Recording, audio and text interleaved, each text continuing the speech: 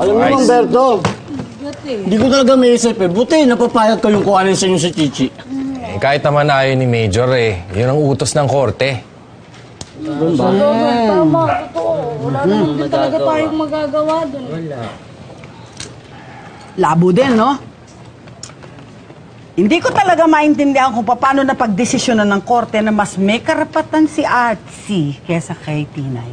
Hindi naman natitimbang ang pagiging magulang. Dahil walang perpektong magulang.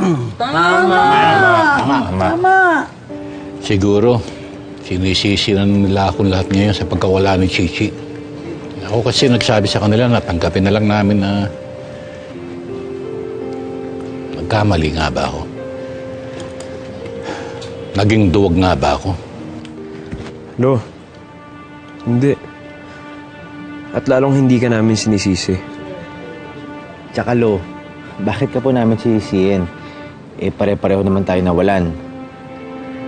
Basta kahit anong mangyari, Lo, tayo mga batong buhay, solid tayo. Sabay-sabay natin pagdadaanan lahat to. Lagay kayo lang! Ano kami? Sama kami daw. Sama na rin kami, no? Hindi na tayo isa. Ang buong barangay! Sagot ko! Kami na, kuya. Hop. So tayo sama-sama tayo dito sa barangay na to. Tama. Para sa batong buhay at para sa ating barangay! Mabuhay! Buhay!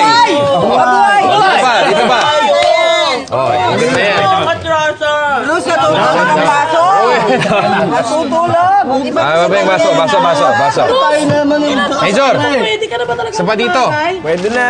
Wala na bang Kaya ko naman to! Ang bigat eh! Ang lakas mo sa Paisa naman siya, paisa naman. Ayan. Kailan pa ako huling Para sa batong buhay. Para sa batong Hoy! Ako!